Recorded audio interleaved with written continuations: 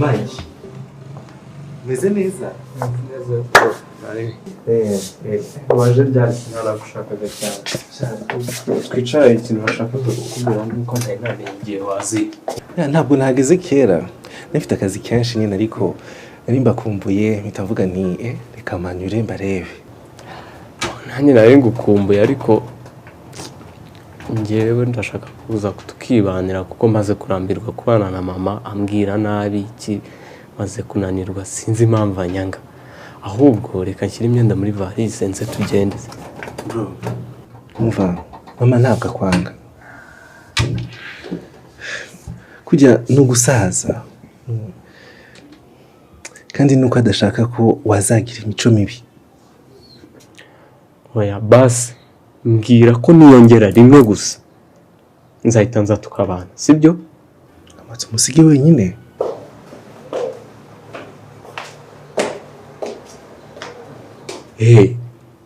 Okay, none niba udashaka ko tumusiga wenyine ngwino tubane wenda nagira amahoro nawe agatuza sibyo?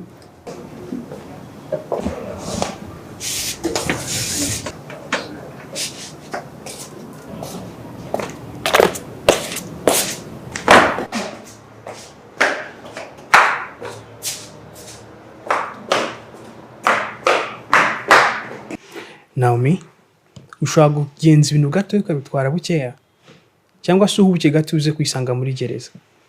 In fact kuba mwarahuye ntabwo aricyo bishatse kuvuga ko yagushoboye.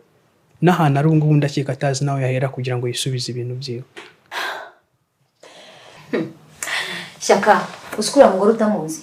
Uvuga ntabwo muzi. Uriya mugore ashobora gukora ibishoboka byose kugira ngo yongere atume ntorongera. Ntabwo nzi kugira ubwoba bingana gutyo rwose. Ndagira ngo tuze ko nicyo kintu kitumye ndahangawe uyu munsi. Ahubwo ufata telefone uhamagara wa musore mwigisha icyo gukora.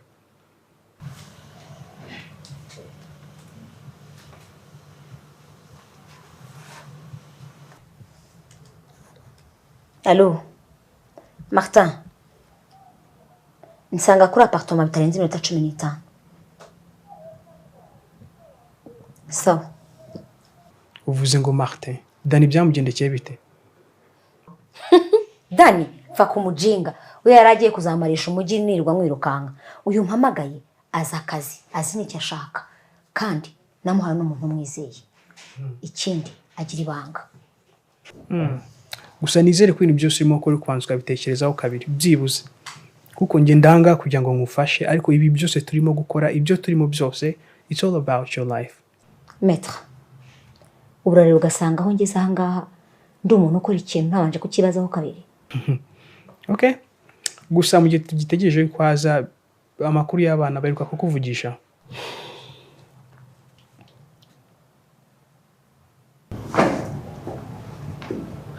Mama. Ngize. Kuki atani mugira koko? Mike ntabwo yahisemo kubyagwa n'umwanzi wawe. Babarira niba umuvu udashobora kumukunda. Ubimbwire nze mufate mutwari. Kuko n'ubundi kumurekera hano yari kugira ngo ntugume hano uri wenyine. Ariko ibyo byose nta n'ibyo ubona. Ariko James, kuko nawe wigize ntibindeba nka mushiki wawe koko. Ko wirirwa nyaka amafaranga gusa niba kiniga ko byanyobeye. Ubwo ko rwose mwese murandumbiye nta numwe turi kumwe. Mama, kuba kumwe nawe cyangwa kukwitaho ni ukugushigikira ngo ukomeze utohtuha Mike. Ese kumubabaza bikwibagiza umubabaro wose waciyemo. Bwiza ukuri. Hari ikintu uvanamwo twakoramo umuti ukwibagiza ibyo papa yagucishijemo byose. Niba nibiki? James, genda. Niwumva uburyo nabaruhanye mukaba mungana gutya. Urahita wumva uburyo mbameze iyo ndi kumwe na kiriya cyane ukunda. Wagira ngo bakubaburiyeho. Menya uriya mugore nandogeye simbimenye.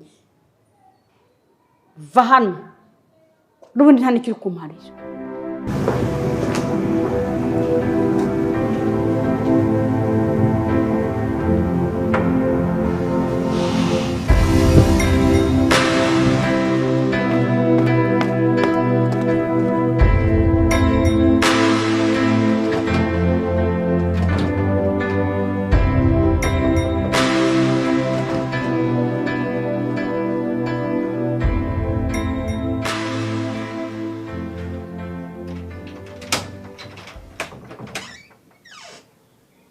Tracy, waraye? Ndangije wicaye hariya umbwira ngo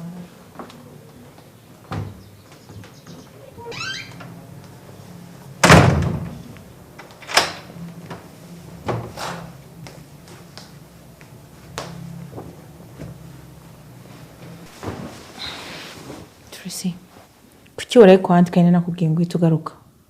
Ariko nari nasabye dada uruhushya. Ngo dadi? Dadi ni dadi nyine, none se ko dada atabimbwiye? Tracy, ujye umenya ko ngukeneye.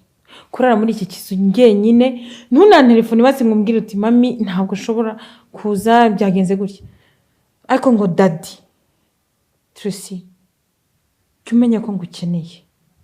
Ariko mami nari nzi ko wowe wagiye gusenga. Wowe uba wagiye gusenga buri joro. Dadi nawe aba yaraye mu kazi. None se njye nzirarana muri iki kizu njyenyine.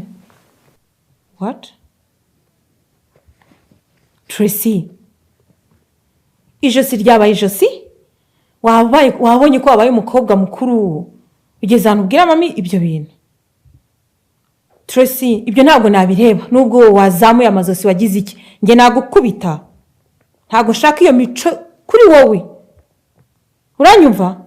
Ibintu byo kwizerereza byo kuvuga ngo kwa anti Ede yo kuva uyu munsi ntabwo uzongera kujya kwa anti. Kuguma hano, kwiga no kuguma hano. Anti umwibagirwe. Isi kintu de special uvana kwa anti ni giki?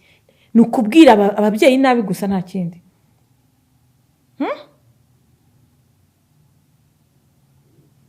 Kuva uyu munsi ntuzongera kujya kwa anti. Ngaho genda ujye kuhindura imyenda.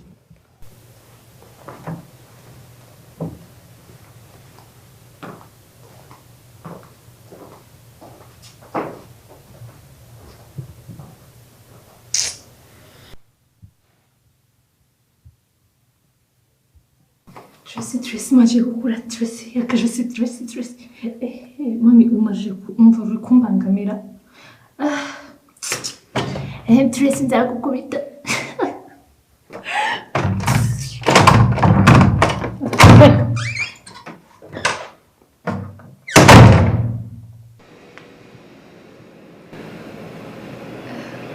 Ariko seka kumaze iminsi mbona nura atameze neza byagenze bite? Sigaye mbona ntazi ko byanga ugendekeye bise utazi ikize. Afite ibibazo bya famiye ngo mutante wabo yagurishije isambu atamubwiye. Rero nowera byaramurakaje cyane. Gusa namugiriye inama ngo ajye babiganireho, wasanga burare yaragize ikibazo cyihutirwa agahita yigurisha atiriwe bimubazaho.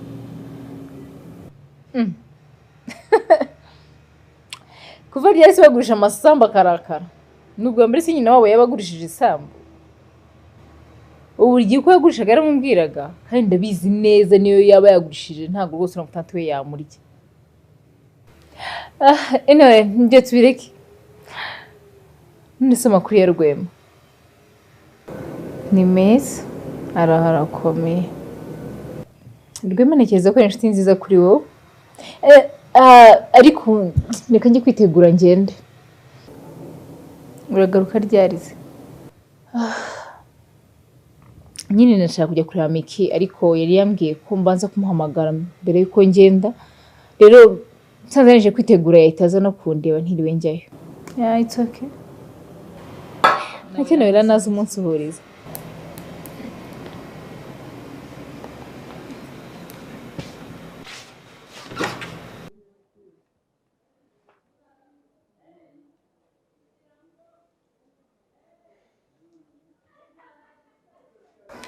Rebecca, shaka ko tuganira. Tuganira kuki? Kuri kame? cyangwa ko wanga ko dukemura ibibazo hano mu rugo rwacu ukajya kurara mu biro mu kazi kawe. noneho ntabwo ushaka ko tuganira. Reka icara hano tuganire. Icara hano tuvugane.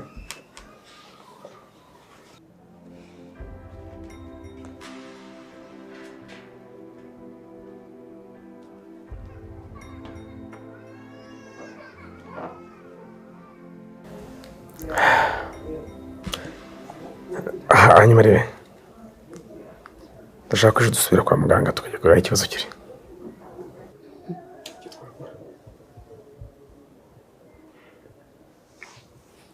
Icyo twakora akuba igihe twahereye twivuza nihe tutageze twivuza mu mahanga aho ntitwagiyeyo.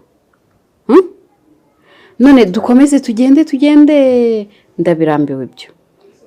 Ese wowe nta nubwo utekereza mu baturanyi abana ntibari kurira na kano kanya ntubumva gute se tuzaguma muri ibyo hari ahantu wabonye haturuka uhemuti ni ryari tutagiyeyo niki batumariye ntaho nzajya.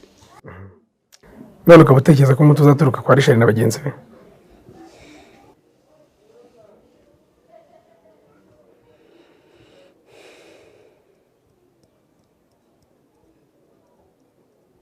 Yego Melissa ameze neza. Wowe se akazi imeze gute?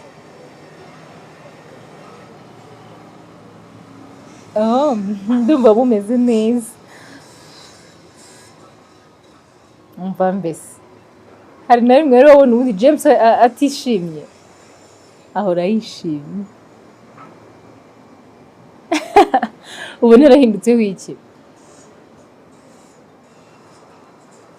Anna, merci. Umva meme. Ngufitiye inkuru. Ushobora kumva ko ex wawe Rwema uwo ngo ari inshuti yanjye.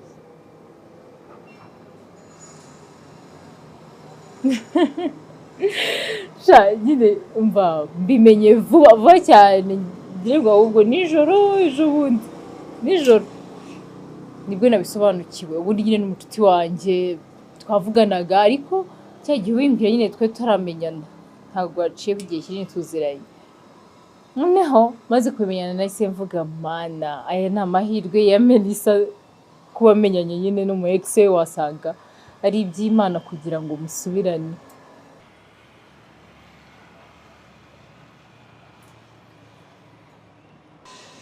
Oya ntuzikunde uyu munsi ufite gahunda nyinshi ahubwo natekerezaga ndaza kubwira Rwema musabe ko twasangira nawe noneho uzaba uhari ku buryo mwava aho ngaho mwiyunze ibibazo bikemutse. Nabonye ari umwana mwiza byumva vuba ibyo ari byo byose azahita kumva. Okay sawa sheri wanjye akazi keza. Bye. Ninde se uwo mwavuganaga? Ni Melissa. Wa musekretari wa Jane. Aha uriya uzi ko ari na ex wa Rwema. Ngo nde? Rwema uriya mucuti wanjye. Rwema se nta girlfriend afite ubu? Oya nta girlfriend afite. Nyine Melissa baratandukanye. Nyine bibaho ko batashobora kongera guhura ngo bavugane n'iki. Rwema akagenda amwima umwanya. Noneho nari natekereje kuko nyine nasanze ubu nabimenye ejo nijoro.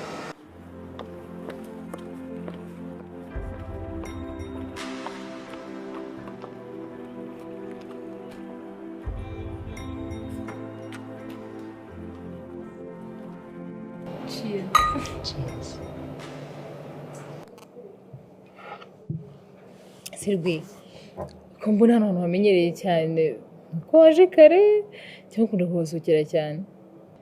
Ya naje kare hari utuntu nakoraga ndimo ndagerageza ko renovera hano hantu ngo ndebe ko nahashyira ku rwego rwiza. By the way n'ahandi twahuriye bwa mbere burya naho nahanjye ndimo ndagerageza naho kubakora ngo ndebe ko naha standard nziza.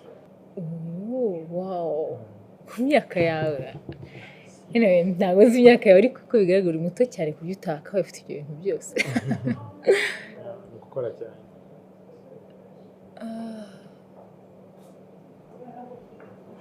kumbe ni wowe Rwema Eric? Yego ni njyewe ka. Hari aho nzi?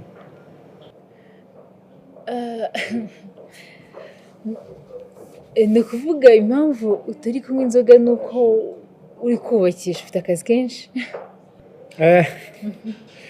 Ka, urabona usa nk'umuntu unywa inzoga? Ntabwo ari cyo naminingaga.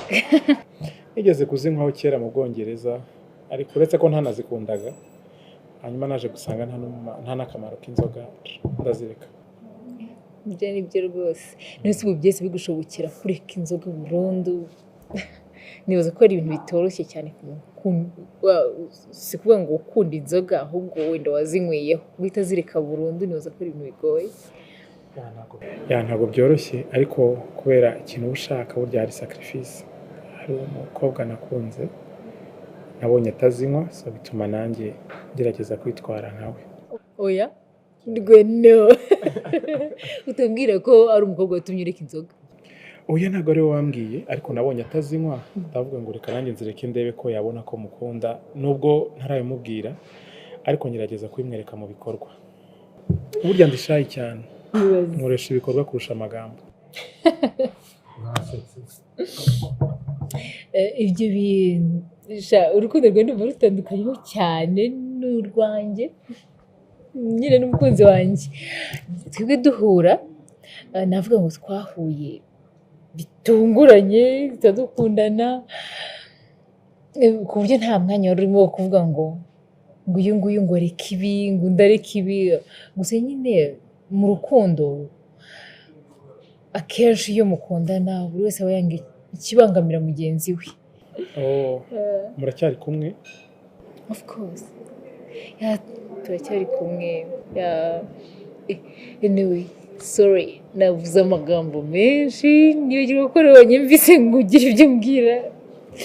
Nguteze amatwi, please mbwira.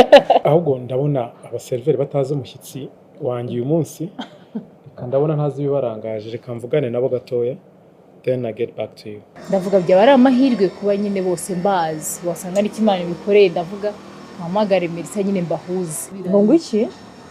Ubahuze se kugira ngo bigende bite? Nyine wowe ntabwo byumva, nyine barakundanaga. Bajya guhura se wabigizemo uruhare? Batandukana se bigeze bakugisha inama? Ntukivange mu bitakureba. Uri kumva? Bariya ni bakuru, barekera inkundo zabo, ureke kubyivangamo. Oya Shanona, uzi ukuntu Melissa bimbwiye ababaye. Aramaze. Ubu si ubwo wari ubabaye igihe utandukana na James, nigeze nza ngo mbahuze? Ntabwo uri inshuti yanjye se? Nusi byarananiye kubikora? Kava muri ibyo. Va muri ibyo, hato n'izo nkundo zabo batazazikuvangamo rwose. Kandi urabizi ndi kubikubwira ko nkukunda, sinshaka icyakubabaza. None si ikibazo ko nari mwijeje ko ndi bumuhuze na Rwema bakaganira. Mureba ibyo bindekere ndakwereka ukuntu bigenza, ariko ntabwo nkeneye kuzaba victime baby. Ntabwo mbikeneye rwo. Bari kuko bihuje bazongera banihuze. Usko bashobora gushwana ugasanga ubaye victime yabyo. Wowe ibintu by'inkundo ntabyo uzi. Ndamuhakanira kandi nari mwijeje ko ndi bubahuze. Nurashambwira se uri gutekereza ibiki shambwira? Aseka ubundi uri kumva kubikora gutyo wari bifitemo izihe nyungu? Inyungu nuko bongera bagakundana gusa nta kindi. Ibya Melissa byihorere, ndaza kwereka uburyo turi bubigenze kandi ntabwo ari bigire big deal. Nta nubwo ari bwongere kubikubazaho, ariko ibyo byo kumuhuza na Rwema byo bareke. Shirinda gukunda, sinshaka icyaguteranya nabo. Bashobora gushwana ugasanga bikugizeho ingaruka. Nta kindi ngende kubikorera, nuko ngukunda tu. Okay, ntacyo. Ahubwo se umva shiri, ibya Nyaruguru byagenze bite? Nyaruguru ibya nyaruguru byo byarakemutse nta kibazo ahubwo mbwira wowe se na James bimeze bite mbese rurashyushye ruragurumana turaho tumeze neza ni amahoro cyane niyo mpamvu nyine nifuzaga ko ni Rwema na Melissa va kuri ibyo wana ibyo byaba Melissa bireka ahubwo unyibwirira inkuru yawe na James mba numva arizo nshaka kumva cyane inkuru yawe na James hari bakundana Ewana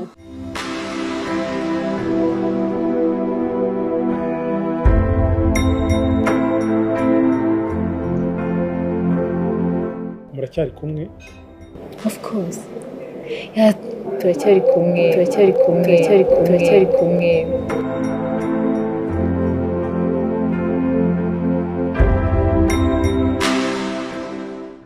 kami wanje mu byo duhura nabyo n'ibyo tuzahura nabyo ntuzigere wibagirwa ko ngukunda. I know ariko mwagira ngo mfata muri ba bantu nyine bibagirwa vuba cyane. No manamu ntabwo uri muri bo ntuzigera unabazamo uri umwamikazi wa James. uri inzozi nziza nifuza guhoramo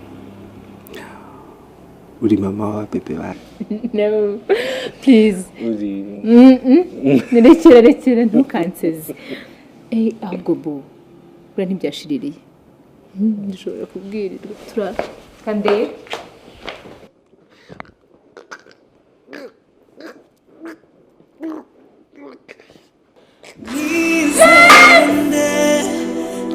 nizerende ko mwisi nawo kwiringira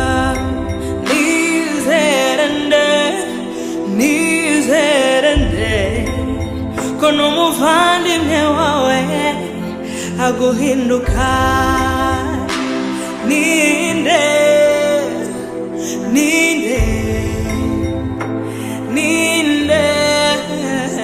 waha umutima ninde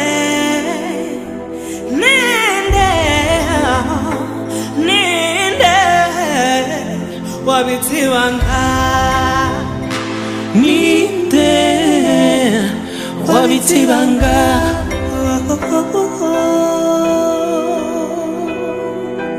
ninde